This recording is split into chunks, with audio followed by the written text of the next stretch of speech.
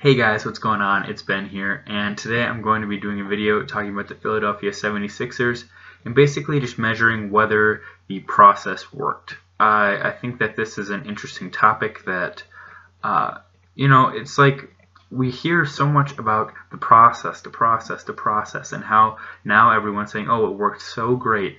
But I want to talk about whether it really did or not, because yes, the 76ers have Embiid, and yes, they have Ben Simmons, but are they really any better than they would have been if they would have just not blown it up the way they did?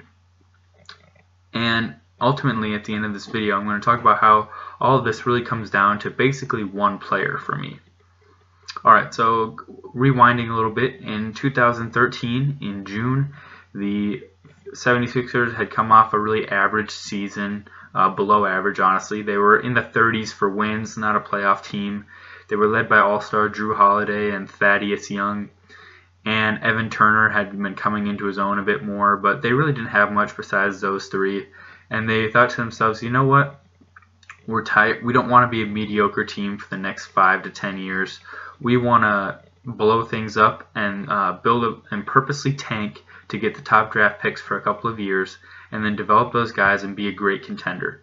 So that's what they did. They traded their all-star, really good, bona fide player in Jrue Holiday for a really promising draft pick in Nerlens Noel in 2013.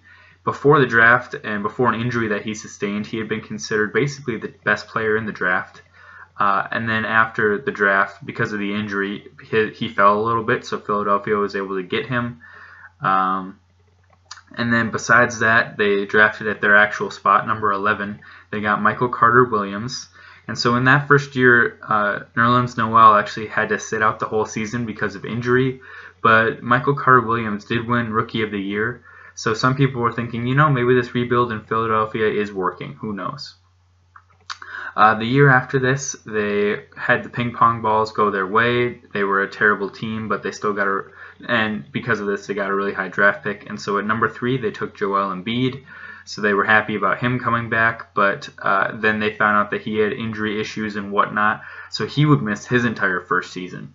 But now Nerlens Noel was coming back, and they were happy about that. He was playing some pretty good defense, okay offense. They weren't so happy, though, because Michael Carter-Williams was regressing a little bit, shooting a really bad percentage from the field, and really people thought that basically he was doing well in his rookie season more because of nobody else being able to score whatsoever on the team and them just giving him the ball all the time. So that basically explains why he did well in his rookie year to a lot of people, but when other legitimate options came onto the team, he started to really regress. So going off of that, in the 2015 draft, Philadelphia had again been really terrible, so they got a really high pick. They picked number 3rd in this draft again, and they took out of Duke the man that everyone had been talking about and hyping up, who was Jahlil Okafor.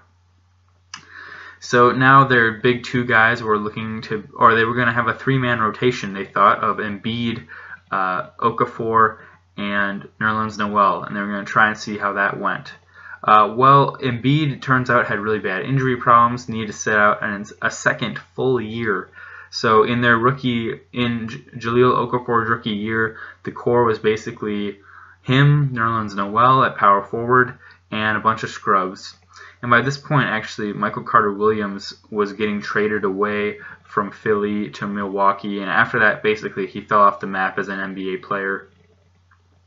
But there was a short stint where Philadelphia was feeling a little bit better because Jahlil Okafor was the first really prominent rookie they had acquired to not have an injury for their first season. And he had a really good rookie season. He averaged 17 points and 8 rebounds a game.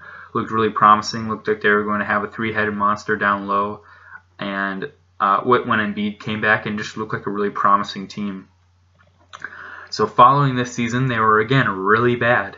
And so they got the number 1 pick the next year, and they took Ben Simmons in the 2016 draft, number 1, and he had to sit out for the full season his first year because of injury problems, mysterious injury problems. So this is now the 3rd guy that they've acquired with a really high draft pick to have to sit out his rookie season.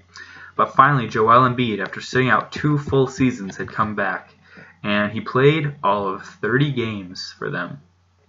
Still very injury prone, but the Philly was showing some life in the 2016-17 season. The main problem on this team was that they really didn't know what to do with these 3 big guys that they had. They could easily see that Embiid was the best of the 3, and then Jahlil Okafor was still decent, but his main limitation was that he had no outside shot really outside of the paint. So their floor spacing was terrible when they had any of the 2 on the court. And Nerlens Noel was a little injury prone at this point, and again, same problem as Okafor, really no range whatsoever. He was even more offensively limited in that he was really just a rim runner and could only finish like alley-oops and tip-ins and stuff right around the hoop, so he was very offensively challenged. Still good on defense, but not great on offense whatsoever. They actually started mainly playing Okafor and Embiid, and Nerlens Noel was just told to ride the bench for a long while and not really played very often. And so eventually he demanded a trade because he was getting a lot of DNPs, which means it did not play. Like the coach was just sitting him out of a lot of games. So he was very frustrated, asked for a trade, got traded to the Mavericks eventually after a really drawn out process. And he's had like a really average to below average career since then. But then the following year, 2017, again Philadelphia was very bad because Embiid barely played, and Okafor really struggled not being the focus of the offense. He didn't struggle as severely as Michael Carter-Williams when he was shifted away from being the focus of the offense, but he did. He went from I think around 17 points a game down to 11, and his rebounding numbers dropped a little bit as well, maybe down to like 6, and because he was playing less too with Embiid there playing center. So basically, just he struggled significantly more. And so this coming year, they were again really bad, but finally Ben Simmons was ready to play, which was good news for them because he had sat out his rookie season, as they all seem to do. 2017, they drafted Markelle Fultz with their super high draft pick, and he, again, for very mysterious reasons, sat out his rookie year.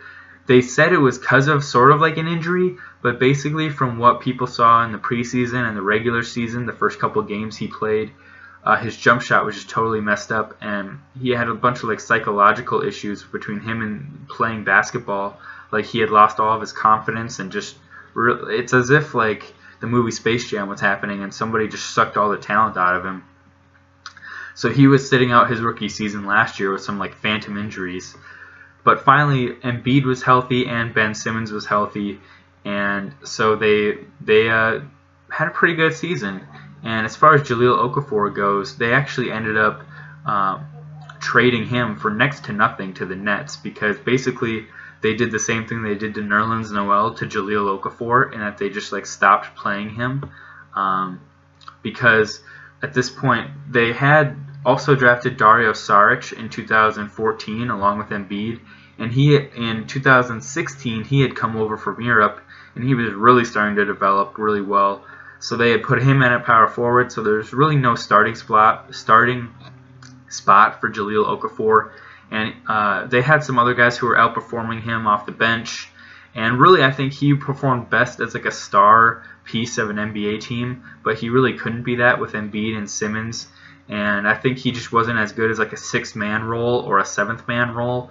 Like his confidence seemed to go down, like not being a starter and having to come off the bench, because in high school at Duke and his first year in Philly, he was so used to being the star of the team that somehow he just couldn't adjust to being like a role player on the team, or like how Eric Gordon is on Houston now. You know, like if Eric Gordon went to Atlanta, yeah, he could average 28 points a game and he would be the best player on the team. But like obviously in Houston, he's in a much better situation. That was sort of on a smaller scale what Okafor was going through in Philadelphia. Like he knew he had some good offensive chops, but really that he just wasn't as good as the other guys because his game was so much more limited. He had no defense. His offense was very limited in that he played back to the basket. He's basically like Al Jefferson in that he plays a very old school style in the modern NBA, which can work sometimes but not always, and almost more often than not works kind of poorly, really, to be honest. So his game just struggled in the modern NBA, which is all about three-point shooting, which he has none of. But that being said, he went away to the Nets, and so Philly last year had Fultz sitting out the whole year, but they did have Simmons and Embiid. Finished with 52 wins, got to the second round and lost to the Celtics, but looked really promising with their surrounding guys of like Covington, Redick, and Saric around the two big stars of Simmons and Embiid. But the point of the video that I'm getting to is, did the process really work? Because I feel like Philly's pretty firmly cemented in this spot right here of probably going to be between 50 to 55 wins for the duration of these guys' primes, I think. Like, I don't see them winning 67 games 1 year somehow. Like, I think people want to say Ben Simmons is going to get greatly better, but a lot of people like to compare him to Magic Johnson. Let's do that comparison. And people say if Simmons just develops a jump shot, he'll be a way better player. But when Magic came in, he didn't have a jump shot, and he got a little bit of a set shot, but he honestly really never developed a jump shot either. And he was just kind of what he was from when he came in to when he went out. And I think Simmons is going to be a similar guy in that he might get a little bit better. You know, his averages, instead of last year he averaged 16, 8, and 8. I could see them go up to 19, 9, and 9, but I don't see him getting astronomically better. I think he's basically going to be the player he is now. And so really, if they did all of that just to be like a second-round team, maybe a few conference finals appearances, and be like a 50 to 55 win team for the next couple of years, was that really worth it to be the worst team in the league for 4 seasons and be an absolute laughingstock? I don't know. I can't necessarily be the judge of that. I think you guys, along with me and other NBA fans, can be the judge of that. I definitely don't think it was like for sure worth it, because really, this team has like a ceiling, I think. I talked about it in a previous video that I recently uploaded. Check that one out. I basically talk about how this team is structured and some of the limitations I think that they face. But yeah, I definitely don't think that I would not say for this team the sky is the limit. I would say like the conference finals is the limit for this team, and probably never getting to a finals even, unless Boston has some serious injury. But I think Philly is pretty firmly cemented as a second round or conference finals team for the duration of these guys' primes. And really, I think it's a combination of bad drafting, in that they had a lot of misses of the draft picks I laid out here, and then also really just their team structure. They always had this philosophy in all their drafts. They just kept saying, take the best player at the best time, take the best player at the best time. But let me break down the guys that they drafted. So out of the guys I listed, there was like 7 major really good draft picks. So of those 7, they took 3 centers, 2 power forwards, and 2 point guards. So out of 7 players, they took 5 big guys and 2 point guards. I don't think that that's a good balance at all. There were a lot of drafts where they could have really used like a shooting guard, and they never took one. And so now they do have Redick, but they don't have anyone who can create their own shot. So their wing play is severely limited, in that everyone on the wing is really just a spot-up shooter and can do nothing else on offense. So that being said, I think they definitely have a ceiling, and it's pretty outlined. But the one exception to this, and the one way that this can all be reversed, is Markelle Fultz. It all comes down to him. Because if he comes back this year and shows he's a lot better and has recovered from whatever confidence issues or shot mechanic issues that he has had, then that could be the difference. Because going into the draft, Markelle Fultz was supposed to be the next Damian Lillard. So let's just say you add a Damian Lillard type player to this Philly team. Yes, I do think that they're a finals contender. Could be in the finals as a perennial appearance. But I don't know if he's going to be that. You know, he might be sort of like an Okafor and like come in with a lot of promise, but really flame out pretty quick. Or like a Michael Carter Williams too, you know, come in strong, but then not really do that great. But he's honestly off on a worse foot too, because he came in bad, and now he can only go up. So hopefully he gets a lot better. I'd love to see him become another Damian Lillard. It'd be really entertaining to see that, but let's just hope for the best for him and for this team, because I think it's going to be more entertaining to see them add a really good, young, new piece to the team. Because really, they should have better players than they do. And to end this video, I'm actually right now going to go over a lot of the guys that they missed in various drafts and talk about how they could really be a lot better than they are now. So that being said, for the rest of the video, I hope you guys found it informative. Hope you guys learned some history about Philadelphia and their basketball team. And I hope that if you guys have an opinion on this matter, whether agreeing or disagreeing with me, you leave it in the comments and let me know what you think. So to end it off, let's talk about some of the draft picks that they missed. So, instead of Nerlens Noel, they could have drafted the Greek Freak. And instead of Michael Carter Williams, they could have drafted CJ McCollum. So those are both in the 2013 draft. Now in the 2014 draft, instead of Dario Saric, they could have drafted Nikola Jokic, who is a center on the Nuggets, very talented player. Lots of people predicting him to be a top 3, top 4 center in the league in a couple of years here. In 2015, one pick after Jahlil Okafor, the Knicks took Kristaps Porzingis, who is an all-star, has proven to be very talented, very unique player. He is adapted to the NBA in the modern times, unlike Jahlil Okafor, in that Porzingis has a plethora of post moves along with some really good three-point shooting. So that would have been a great upgrade for them. 2016, Ben Simmons was a really solid draft pick. I got nothing to say against him, so I'm going to leave that at that.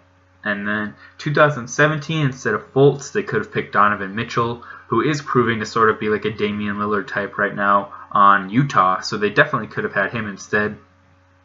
And if you jumble all that up and look at it, their team right now would be looking like this. Starting at point guard, they'd have Ben Simmons. At shooting guard, they'd have Donovan Mitchell. At the small forward, they'd have Giannis Antetokounmpo, the Greek Freak. At the power forward, they'd have Porzingis. And at the 5, the center, they'd have Joel Embiid. And then off the bench, they'd have CJ McCollum and Nikola Jokic as their 2 6th men, 6th and 7th men. To me, that's a really solid team, you know. That's definitely a team that would be beating any team in the East and getting to the finals, and even giving the Warriors a big push for their money. So just goes to show you how it's funny how things work coming out of the draft. You know, everyone thinks Jahlil Okafor is the best thing ever, and really a guy who people were booing at the draft in Porzingis turns out to be the guy that would have been way better for the team. Again, hope you guys enjoyed the video, found this stuff interesting. Hope you guys have a good day. Bye.